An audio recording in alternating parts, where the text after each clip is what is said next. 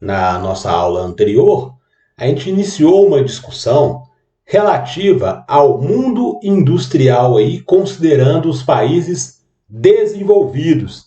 Então a gente falou do processo industrial na Alemanha, falamos da industrialização na França, na Itália, selecionamos lá o grupo de países que formam a Benelux.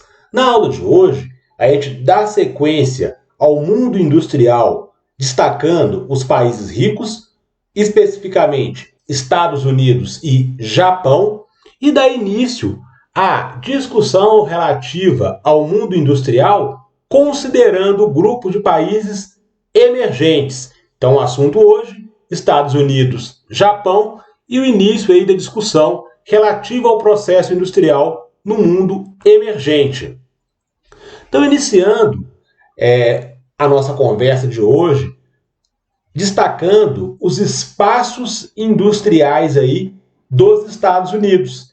E de cara, a gente vê aqui no nosso slide um mapa, e neste mapa, sem analisar muita coisa, a gente já consegue perceber o seguinte, que eu tenho dentro dos Estados Unidos um processo bastante significativo de diversificação industrial.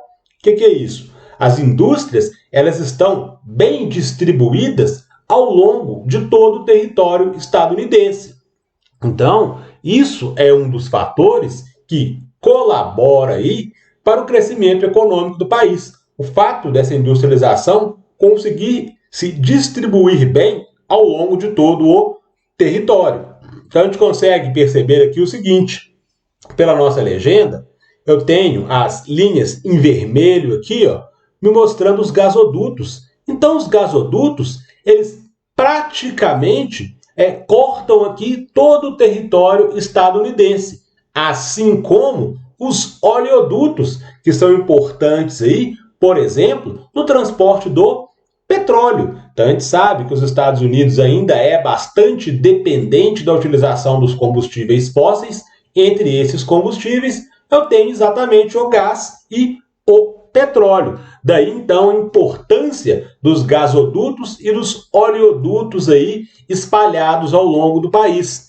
Se eu ainda observo, dentro desse processo de diversificação industrial, eu vou encontrar, ao longo aqui do território estadunidense, empresas que estão ligadas aqui a o que eu vou chamar de indústria de base, que são as empresas ligadas à siderurgia e as empresas ligadas à mineração. Então, isso é muito importante, porque a gente sabe que a indústria de base, ela fornece matéria-prima para outros tipos de indústria. Então, os Estados Unidos ele tem uma indústria de base bem desenvolvida, só que além da indústria de base, ele consegue se desenvolver também nas outras áreas industriais. Então, pelo mapa, eu consigo observar a questão da eletrônica, então a indústria de produtos eletrônicos. Então, se a gente observar aqui na nossa legendazinha, ó, é um modelozinho que é semelhante a um celular. Então, quando eu observo aqui, procuro no meu mapa essa simbologia, eu consigo observar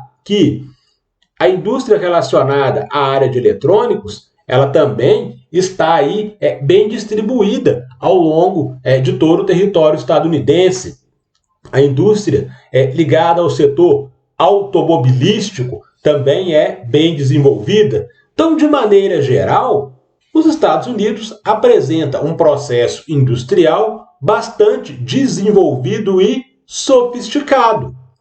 Então, isso explica, de certa maneira, o porquê dos Estados Unidos ser a maior potência econômica aí do mundo na atualidade. Então, é um país extremamente industrializado e seria, então, complicado de destacar um único setor para falar ali que representa a indústria estadunidense. Então, é difícil, eu teria que destacar aqui vários.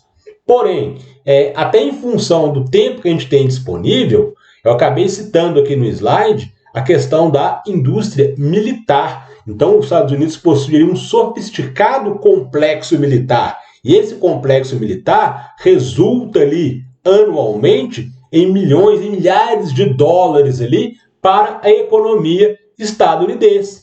Então, eu coloquei aqui no slide, ó, são centenas de empresas que lucram com os conflitos dos Estados Unidos e também conflitos com os rivais aí que estão espalhados ao redor do globo. Por quê? Essa indústria que eu estou citando aqui, que envolve esse complexo militar, ela atende o mercado interno. Então a gente sabe que nos Estados Unidos a população ela tem acesso a armas com muito mais facilidade que no Brasil ou em outros países ao redor do mundo. Só que além de abastecer internamente a população, essa indústria de armas ela é importante porque militarmente os Estados Unidos eles se envolvem em diversos conflitos ao redor do mundo. Então as armas para o exército estadunidense é fornecido então por esse complexo militar. Além disso, outros conflitos em que os Estados Unidos ele acaba atuando ali como mediador ou como observador, ele acaba, querendo ou não, essa indústria, esse complexo militar, fornecendo armamentos ali para os países que estão em conflito. Então, essa indústria militar, ela gera ali um lucro bastante significativo para a economia estadunidense. Então, é um lucro que não pode ser descartado quando eu pego lá o PIB, ou seja, a soma de todas as riquezas ali dos Estados Unidos. A gente vai ver que uma parcela bastante significativa ela vem desse complexo militar. Só para citar um exemplo de como os Estados Unidos se envolvem aí nos conflitos ao redor do mundo, nós tivemos, alguns anos atrás aqui, um episódio que ficou conhecido como a Primavera Árabe. O que foi a Primavera Árabe? Foi uma série de manifestações de caráter popular. Então, essas manifestações elas surgem no norte da África e depois elas vão se espalhar aí para outras regiões do mundo. Então, quando se iniciou essas manifestações populares, o intuito era retirar do poder governantes ditatoriais que estavam ali, às vezes, há décadas do poder. Então, esses governantes ditatoriais, eles não são aliados dos Estados Unidos. Logo, os Estados Unidos apoiou esses manifestantes, apoiou essa manifestação popular. Neste caso, os Estados Unidos, além do apoio moral, digamos assim, ele apoia também com recursos financeiros e também com armamentos. Então, tudo isso ajuda a mobilizar este sofisticado complexo militar aí que envolve a indústria de armamentos nos Estados Unidos. Coloquei um gráfico aqui mostrando a participação na venda global de armas. São dados do ano de 2006, mas que não mudam muito se a gente for pegar esses dados mais atualizados aí no ano de 2020.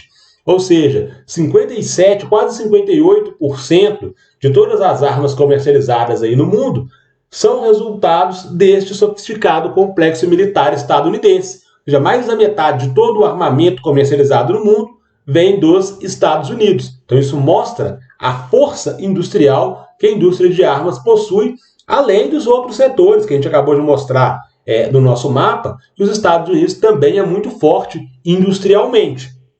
Na atualidade, o que os Estados Unidos têm feito para ampliar ainda mais esse poderio industrial que ele já possui?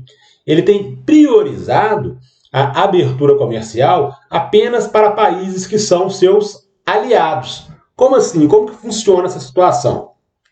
Quando eu tenho lá uma empresa qualquer que tem que importar uma matéria-prima para a fabricação de um produto, o que acontece? Os Estados Unidos têm dificultado a importação de matéria-prima de outros países. Por exemplo, o aço, o alumínio, os Estados Unidos têm travado, na atualidade, um conflito com os chineses. Então ele tenta impedir a entrada de produtos chineses nos Estados Unidos. À medida que ele faz isso, ele também impede a entrada de produtos industrializados de outros países nos Estados Unidos.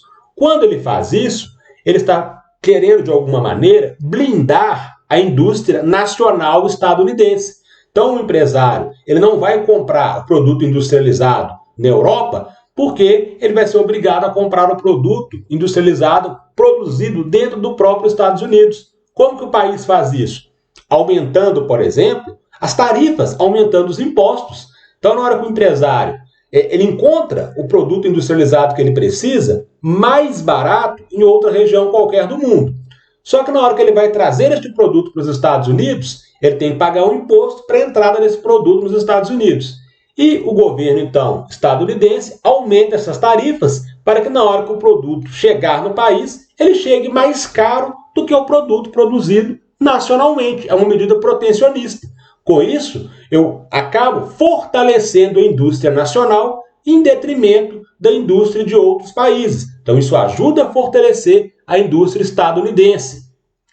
Então, além dessas medidas então protecionistas que permitem abertura apenas para aliados, então os países que estão alinhados com os interesses políticos e econômicos dos Estados Unidos, esses até têm mais facilidade para colocar os produtos industrializados em comercialização nos Estados Unidos. Se o país não for aliado, ele vai ter essas dificuldades em função das medidas protecionistas. E além da indústria militar, os Estados Unidos dominam, claro, a questão que envolve a indústria tecnológica. Acredito que a maioria de vocês aí já deve ter ouvido falar sobre o Vale do Silício. Então, o Vale do Silício é uma região em que eu tenho ali o surgimento de diversas startups. Então, são aquelas empresas principalmente voltadas para a área de tecnologia, são empresas que surgem ali, empresas pequenas, que em algum momento elas recebem aí a ajuda financeira de empresários, vão se desenvolvendo, acabam criando ali ideias inovadoras, e essas ideias elas vão de alguma maneira crescendo, tomando uma proporção muito grande. Então, várias das grandes corporações mundiais que nós temos aí espalhadas ao redor do mundo, que possuem como sede os Estados Unidos, parte delas surgiu exatamente dessa região do Vale do Silício. Então, é uma área que produz ali muito conhecimento na área que envolve a tecnologia. Então, isso ajuda a tornar os Estados Unidos forte industrialmente também nesse setor. Então, de maneira geral, os Estados Unidos é forte industrialmente em praticamente todas as áreas que a gente for fazer uma análise. Porém, eu acabei destacando nos nossos slides a questão que envolve a indústria militar e a questão que envolve também a indústria da tecnologia, a indústria automobilística, a indústria de base, que nós vimos no começo aqui no mapa. Então, todas elas são muito fortes dentro dos Estados Unidos. Então, que ajuda a explicar o fato de ser a maior potência econômica aí do mundo na atualidade. Além dos Estados Unidos, outro país que entraria aí dentro do rol, digamos assim, do grupo de países ricos, de países desenvolvidos, que são potências industriais, nós temos o Japão. E aí, o mesmo mapa que a gente colocou lá no início falando dos Estados Unidos, a gente coloca um aqui também falando da industrialização, do processo industrial dentro do Japão. Então, a gente vai observar que, assim como os Estados Unidos, o Japão apresenta uma boa diversificação industrial. E aí, diversificação em termos de território, de ocupação do território, em termos de atividades industriais também, que são desenvolvidas dentro do território japonês. A gente sabe que no caso do Japão, a gente tem uma limitação de espaço físico em função aí, do país. Então, não tem tanto espaço disponível assim. E mesmo com o pouco espaço que eles têm, eles conseguem aproveitar bem esse espaço na questão industrial. Então, a indústria química, a indústria siderúrgica, a indústria de produtos eletrônicos, a indústria de automóveis, então todas elas se destacam aí com uma importância bastante significativa no PIB japonês. Só que no caso do Japão, nem sempre a realidade atual foi a realidade aí do país. Então, durante muito tempo, a situação do Japão era bem diferente. Então, esse processo de industrialização japonesa, ele só ganhou um destaque maior, ou seja, lá no final do século XIX. Então, eu coloquei aqui no slide, ó, desponta como potência no final do século XIX, e aí é um processo que contou com a intervenção do Estado na economia. O que é essa intervenção do Estado na economia? Foi o governo japonês que entrou com dinheiro, que entrou com o recurso, que financiou o desenvolvimento industrial do país. Então aí não foi a iniciativa privada, não foram os empresários que tomaram a iniciativa de desenvolver o Japão industrialmente. A iniciativa partiu por parte do governo. Então foi dinheiro do governo que financiou o processo industrial no Japão inicialmente. Claro que hoje eu tenho as grandes corporações aí que dominam o processo industrial. Mas lá no final do século XIX, o governo teve um papel importantíssimo nisso aí. E essa ação governamental, ela recebe lá a denominação de Era Meiji. O que foi a Era Meiji? Então, eu coloquei aqui no slide que ela dura até 1912, e dentro dessa Era Meiji é que o Japão ele se moderniza industrialmente. Então, coloquei aqui uma outra explicaçãozinha sobre a Era Meiji, falando que ela tem início lá com o imperador Matsushito. Ou seja, Matsushito ele tinha apenas 15 anos de idade quando ele assume o governo japonês.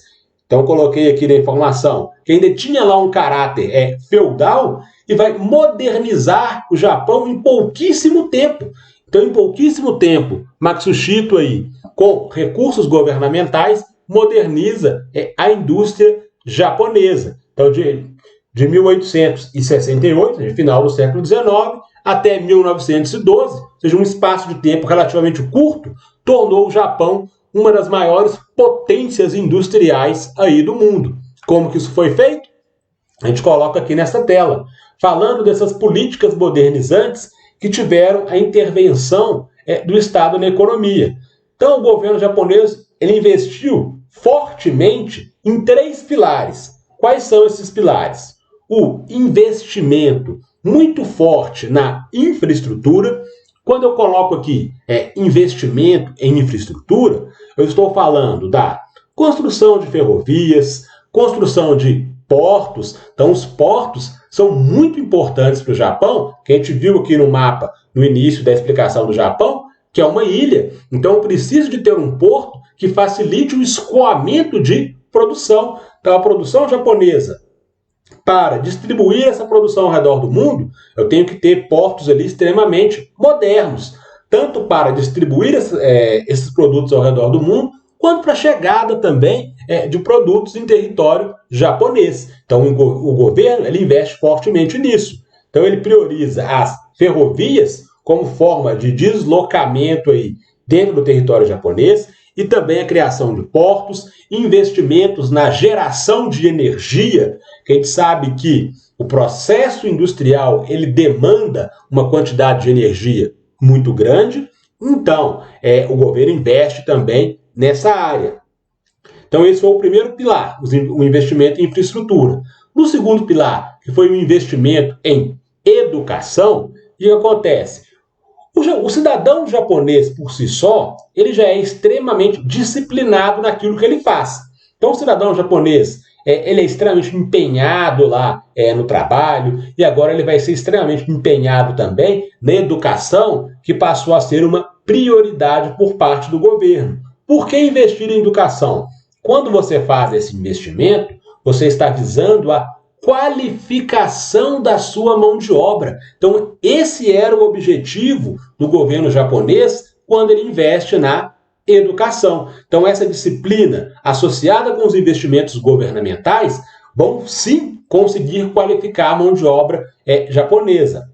Só para exemplificar essa questão que envolve a disciplina do cidadão japonês, o cidadão japonês, quando de repente ele tem uma frustração no trabalho, ou seja, lá na vida escolar, muitas vezes essa frustração ela resulta até em casos de suicídio. Então, o índice de suicídios no Japão ele é extremamente elevado em função dessas frustrações. Então, um adolescente, por exemplo, que obteve uma nota baixa na escola, ele está trazendo um desgosto para a família. Então, esse adolescente, às vezes, ele prefere o suicídio do que chegar em casa com uma nota vermelha para a família.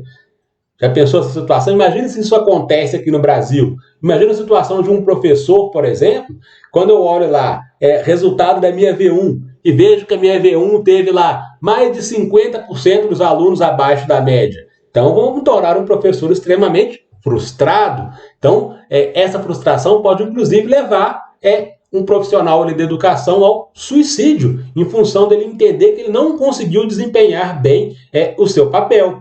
Então, acredito que a partir de agora, a gente vai pegar esse exemplo aqui da disciplina japonesa e aplicar dentro dos nossos estudos. Então, por exemplo, quando o professor pede para poder ligar a câmera durante a aula, vocês vão ligar, porque se vocês não ligam a câmera, professor vai ficar frustrado porque vocês não ligaram a câmera ali, e ele pode entrar aí num quadro de depressão, resultando em uma situação grave ali. Então, quando pedir para ligar a câmera, liguem. Quando o professor pedir participação, participem das aulas aí.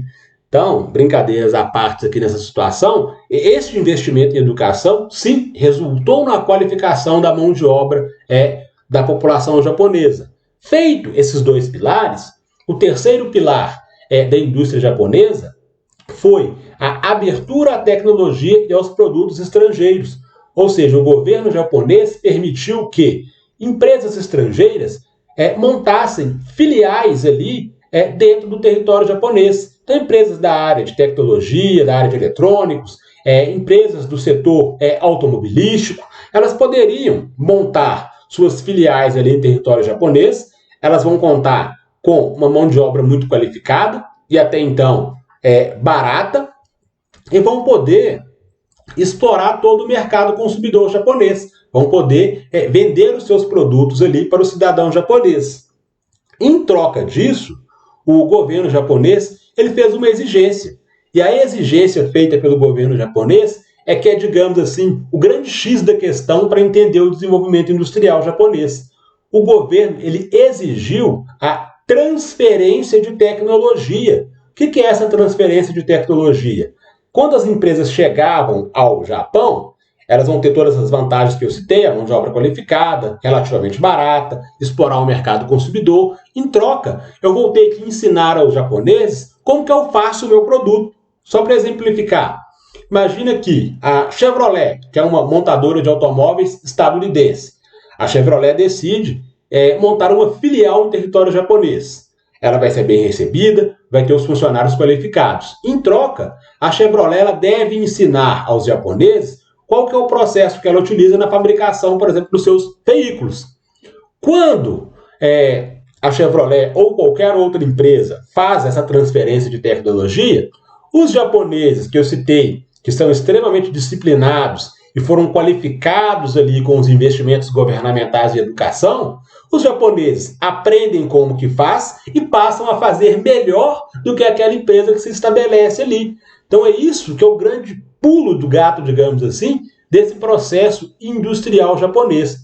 Quando ocorre a transferência de tecnologia, os japoneses aprendem como faz e passam a fazer melhor. A partir daí começam a surgir diversas grandes empresas de origem japonesa, ou seja, de origem nacional japonesa ali.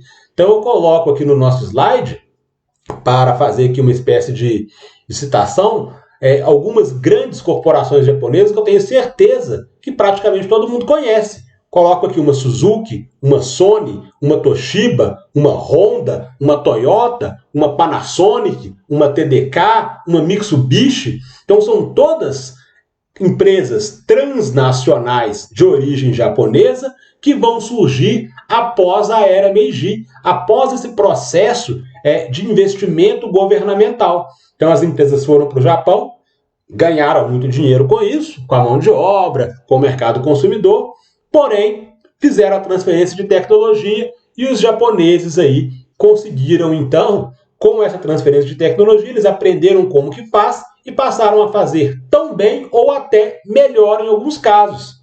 Cito aqui a questão que envolve a indústria automobilística. Então aqui, para os brasileiros, a fama que existe é que normalmente os carros lá de origem japonesa são carros que dão muito pouco problema, então são carros que exigem muito pouco manutenção, são carros de alta qualidade. Então os japoneses, depois desse processo da era Meiji, eles ganharam essa fama de produtos extremamente bem acabados, produtos de alta qualidade, de alta tecnologia. Isso torna o Japão, então, um gigante industrialmente. E aí, vocês poderiam se perguntar o seguinte: se o Japão fez isso, exigindo a transferência de tecnologia, por que outros países não copiaram essa ideia e não fizeram a mesma coisa? E aí, vem um outro detalhe que é o seguinte: depois que o Japão fez, ninguém mais vai aceitar uma situação que envolve a transferência de tecnologia. Ninguém mais vai fazer isso. Observem quando eu tenho, por exemplo, a descoberta de algum produto qualquer na área farmacêutica, na área de tecnologia, a primeira coisa que se faz é o quê? É registrar a patente ali daquela invenção para impedir que alguém copie a minha ideia e passe a fazer ou fabricar ali o meu produto. Então isso não existe, ninguém ensina mais como que se faz o seu produto. Ninguém sabe qual que é o segredo utilizado, por exemplo, na fabricação da Coca-Cola. Se eu souber a receita, digamos assim, eu passo a fabricar um refrigerante tão bom ou que tem uma fama tão grande como a Coca-Cola ou qualquer outro ali. Então essa questão da transferência de tecnologia, ela praticamente deixa de existir depois que o Japão utilizou essa estratégia que até então ninguém tinha utilizado. Então o Japão fez, se deu super bem, todo mundo viu que esse foi o segredo dos japoneses e ninguém ensina mais como se faz. Então quando chega uma grande corporação, uma empresa transnacional que monta uma filial aqui no Brasil ou em qualquer outra região do mundo, o máximo que ela vai fazer em relação à transferência de tecnologia é o básico, é treinar o funcionário ali para que ele exerça determinado tipo de função ali dentro da empresa, mas o segredo maior relacionado a uma receita ou a qualidade de um determinado produto, isso não é revelado. Então essa questão da transferência de tecnologia não dá mais para utilizar a estratégia adotada pelos japoneses por isso, porque empresa nenhuma vai mais cair nessa aí de transferência de tecnologia em troca de exploração de mercado consumidor.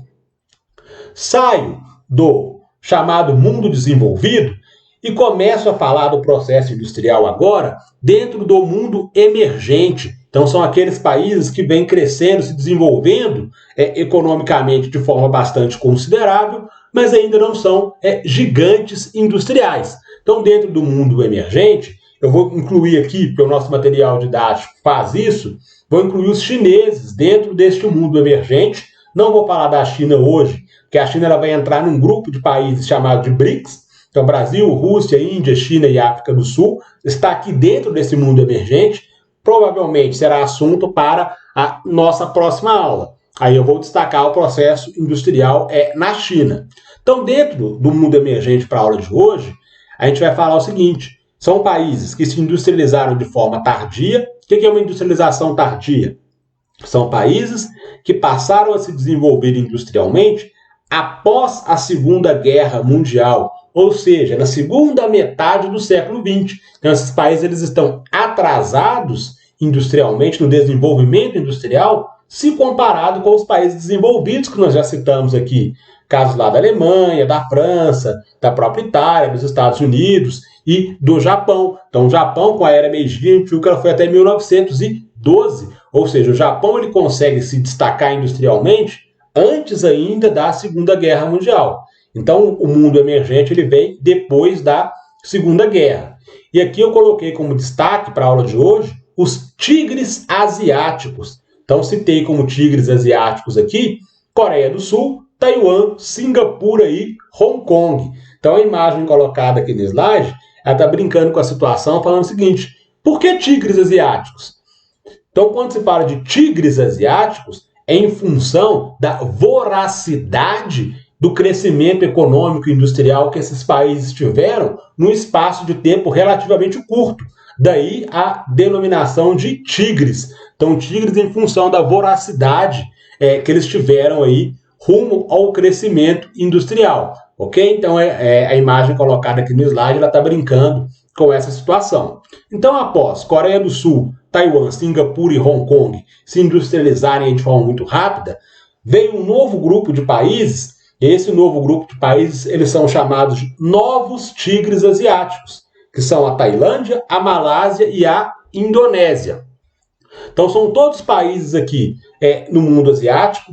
Taiwan e Hong Kong, em algum momento, eles desfrutam aqui de maior autonomia, mas são territórios aí, possessões chinesas, mas detêm determinada autonomia, então por isso que eles entraram de forma independente aqui dentro do grupo dos tigres asiáticos.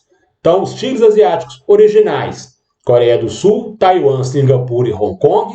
Posteriormente, eu tenho os novos tigres asiáticos, Tailândia, Malásia e Indonésia. Neste mapa, mostra para mim a localização dos tigres asiáticos e dos novos tigres asiáticos. Então, as áreas que estão representadas aqui no meu mapa, com os tons de amarelo aqui, são os tigres asiáticos originais, e as áreas que estão em verde representam os novos tigres asiáticos, Tailândia, Malásia e Indonésia. Então essa tela é só para ilustrar aqui a localização desses países dentro do mundo asiático. E agora que vem a explicação do porquê que esses países conseguiram se industrializar tão rapidamente para receber essa denominação de tigres, a voracidade do crescimento desses países em comparação com os outros. Isso se dá em função das filiais das grandes empresas transnacionais que se estabeleceram exatamente nesses países, exatamente nos tigres asiáticos. Quando o Japão desponta lá industrialmente e eu tenho a transferência de tecnologia, várias empresas que se estabeleceram filiais no Japão, elas acabaram perdendo mercado, porque as empresas nacionais japonesas, elas ocuparam esse espaço, que até então eram das empresas estrangeiras. Então, várias dessas empresas se mudam do Japão e vão procurar outros destinos ao redor do mundo. Entre esses destinos estão os países que formam os tigres asiáticos, porque agora é nestes países do mundo asiático que eu vou encontrar a mão de obra relativamente qualificada e barata. E normalmente vou encontrar impostos muito mais baratos do que no país de origem. Então várias empresas transnacionais migram exatamente para os tigres asiáticos em busca aí de redução de custos. Então, como essas empresas chegam muito rapidamente, em grande quantidade nos tigres asiáticos, isso faz a economia desses países se destacarem. Então, essas empresas geram emprego, gerando emprego a população tem renda, tendo renda a população consome e a economia por si só começa a caminhar e a se desenvolver. Então, isso é que resultou no crescimento mais significativo desses países em comparação com os outros, fazendo com que eles recebam essa denominação de tigres asiáticos. Entre os países que compõem os tigres asiáticos, alguns deles procuraram, à medida que recebiam essas empresas transnacionais, as filiais das transnacionais, eles também procuraram criar uma espécie de desenvolvimento industrial interno, ou uma espécie de desenvolvimento industrial que fosse nacional desses países. Alguns conseguiram se dar bem nesse processo, outros nem tanto. Entre os países que receberam as filiais das transnacionais e, paralelamente a isso, conseguiram se desenvolver industrialmente, internamente, vai um destaque muito especial aqui para a Coreia do Sul. Então, a Coreia do Sul, entre os tigres asiáticos, é o que mais se desponta e é o mais industrializado da atualidade, porque ela conseguiu fazer bem esse papel. No primeiro momento, ela recebe as transnacionais e, com as transnacionais em território sul-coreano ali, ela começa a desenvolver um processo industrial interno, paralelo à chegada das transnacionais. Quando os tigres asiáticos começam a perder força, é o momento que a indústria nacional da Coreia do Sul passa a ganhar um destaque maior. E aí, prova que os sul-coreanos se destacaram, que eu coloco aqui no nosso slide agora, a gente vai observar aqui 3 grandes corporações, Samsung, LG e Hyundai. O que essas 3 empresas têm em comum? Todas elas são empresas sul-coreanas, mostrando como que a Coreia do Sul conseguiu se dar bem dentro desse cenário dos tigres asiáticos. Hoje, inclusive, eu poderia facilmente tirar a Coreia do Sul aqui do mundo emergente e colocar a Coreia do Sul lá no mundo desenvolvido. Então, só essas 3 corporações aqui já dariam um know-how, digamos assim, de classificar a Coreia do Sul como um país do mundo desenvolvido, do mundo rico desenvolvido. Então, a Samsung, a gente sabe da qualidade que ela tem quando a gente pensa, por exemplo, na área de produtos eletrônicos. Quando eu penso em uma televisão da Samsung, são as que apresentam a melhor qualidade, pelo menos aqui no Brasil, na atualidade. Se eu penso na questão dos smartphones da Samsung, também são um destaque em território nacional, outros produtos eletrônicos também. A mesma coisa eu posso dizer em relação à LG. Então, a produção de eletrônicos aí da empresa, que envolve lá televisão, celulares, entre outros eletrônicos aí, também é um grande destaque. E se eu quiser sair da área de eletrônicos e passar para o setor automobilístico, eu tenho aqui a Hyundai também, que é uma montadora de automóveis de grande destaque aí ao redor do mundo. Aqui no Brasil, por exemplo, ela está entre as montadoras que mais conseguem comercializar aí os seus veículos. Ela tem, inclusive, o HB20, que está sempre figurando aí como o segundo veículo mais vendido em território brasileiro, perde para a Chevrolet, que tem lá o Onix, só que a capacidade produtiva da Hyundai aqui no Brasil ela é menor que a da Chevrolet. Mas, de qualquer maneira, é uma grande gigante transnacional de origem sul-coreana, mostrando que a Coreia do Sul foi o país que se deu bem, se deu melhor entre os tigres asiáticos. E por que os outros não se deram tão bem assim? O que acontece? Os tigres asiáticos, alguns, comentei aqui, que eles tentaram se desenvolver internamente paralelamente à chegada das transnacionais, só que a maioria não conseguiu. O que se deu bem foi a Coreia do Sul. E com o tempo, os tigres asiáticos eles foram perdendo importância, porque o custo da mão de obra ele vai ficando mais caro, a isenção de impostos que foi oferecida inicialmente, ela já começa a diminuir, então isso vai gerando aumento de custos. E junto com tudo isso, chega a China. A China, durante muito tempo, ela era um país muito fechado, tanto no campo da política quanto no campo econômico. No campo político ainda é um país muito fechado, mas quando eu penso nas questões que envolvem economia, a China já se abriu para a economia de mercado. Então, quando a China abre a sua economia, essas empresas transnacionais agora elas vão migrar dos tigres asiáticos em direção à China, porque é na China que eu vou encontrar a mão de obra mais barata agora, e além de tudo, eu vou encontrar uma gigantesca situação que envolve o mercado consumidor. Então tem mais de 1 bilhão de pessoas para adquirir os meus produtos. Então os tigres asiáticos, eles perderam importância, perderam força industrial exatamente em função dessa situação. A mão de obra foi aumentando gradativamente, então os custos, para simplificar, os custos das empresas transnacionais ficou alto nos tigres asiáticos e juntou essa situação com o fato da China estar se abrindo, as grandes empresas migraram para a China e aí os tigres asiáticos, então, perderam importância, apenas a Coreia do Sul conseguiu aí se destacar e se dar bem dentro deste cenário. Caminhando para o nosso final aqui, dentro do mundo emergente, cabe citar a questão que envolve as maquiladoras mexicanas. Coloquei maquiladoras mexicanas, porém, maquiladoras eu posso encontrar também em outros países, não apenas no México. O que seriam isso? São, mais uma vez, filiais de grandes empresas transnacionais que vão se estabelecer ali em solo mexicano. Só que essas filiais que se estabeleceram ali no México, elas têm uma função muito específica, que é apenas a de montar o produto. Então, todas as peças elas não são fabricadas no México. Elas chegam de outros países para ser montado o produto final ali no México. Então, o objetivo de uma maquiladora é redução de custos para a empresa. Então, só é viável fazer isso, transportar as peças para o México e lá eu montar o meu produto final em função da questão dos custos, que é menor, e aí, mais uma vez, envolve mão de obra, questão dos impostos. Então, tudo isso faz com que montar os produtos no México se torne mais vantajoso aí, financeiramente para essas empresas.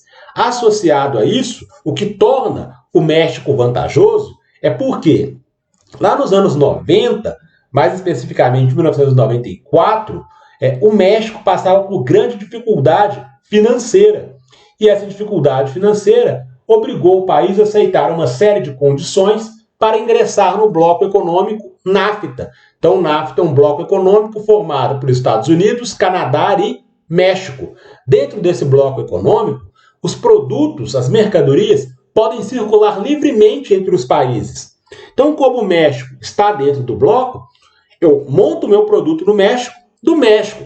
Faz fronteira ali com os Estados Unidos, levo, até por uma questão de distância, é mais fácil levar o produto do México para os Estados Unidos do que trazer esse produto lá do mundo asiático, por exemplo. Então, a entrada do México no bloco econômico, ela tem essa função específica de baratear custos de produção, principalmente para os Estados Unidos, também para o Canadá, mas principalmente para os Estados Unidos. Então, monta o produto no México, e aí do México ele entra nos Estados Unidos sem ter que pagar impostos. Por quê? Os Estados Unidos e México fazem parte do mesmo bloco econômico. Então, essa que é a ideia das maquiladoras, baratear custos de produção. No final das contas, é esse o grande objetivo. Então, produtos eletrônicos e automotivos respondem por parcela significativa das maquiladoras localizadas em território mexicano. Geralmente são produtos de alto valor agregado, são produtos que custam mais caro, então eu produzo isso no México, fugindo dos impostos, e consigo levar do México para os Estados Unidos sem ter que pagar tarifa, porque eu estou dentro do mesmo bloco econômico. E aí o bloco econômico facilita isso aí. Então, para os mexicanos, os salários pagos geralmente são salários muito baixos se comparados ao mercado internacional, mas o cidadão mexicano não reclama tanto disso, porque é uma das formas que eu tenho de geração de emprego no país. Se não fosse a chegada das maquiladoras, os índices de desemprego em território mexicano seriam maiores do que eles são na atualidade. Então o México, de alguma maneira, ele ganha com a geração de empregos e os Estados Unidos fica feliz aí com o barateamento dos custos de produção. Um exercício para encerrarmos aí a nossa apresentação: sobre o processo industrial nos Estados Unidos e no Japão, julgue os itens a seguir. O item 1. Na atualidade, os Estados Unidos têm priorizado a abertura comercial apenas para aliados, como é o caso dos chineses. Tirando essa parte que fala dos chineses, o restante até estaria correto. Só que os chineses, muito pelo contrário, é um adversário dos Estados Unidos.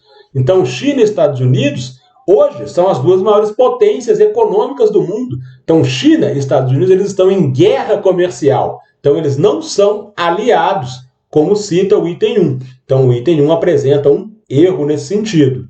Item 2. Desponta como potência no final do século XX em um processo que contou com a intervenção do Estado na economia. Aqui, no caso, eu estou falando do Japão. Então, essa informação ela é verdadeira, nós falamos disso lá, que a era Meiji. Então, a era Meiji fez com que surgisse lá a questão da transferência de tecnologia e o surgimento das grandes empresas de origem japonesa ali.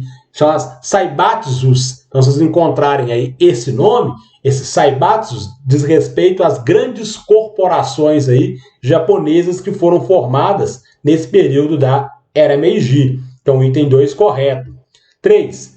Além da indústria militar, os Estados Unidos também dominam a indústria de tecnologia. Perfeito. Praticamente todos os setores industriais, os Estados Unidos, eles estão aí na ponta, se comparado ao restante do mundo. E o item 4, o poderio industrial e econômico do Japão pode ser explicado, em parte, pela estratégia adotada pelo país de exigir transferência de tecnologia das empresas estrangeiras. Perfeito. Então, as assertivas corretas são, então, o que a gente viu correto, como os itens 2, 3 e 4. Então, 2, 3 e 4, dá para a gente a letra E como sendo a nossa resposta correta. Com isso, a gente chega aí ao fim da nossa apresentação.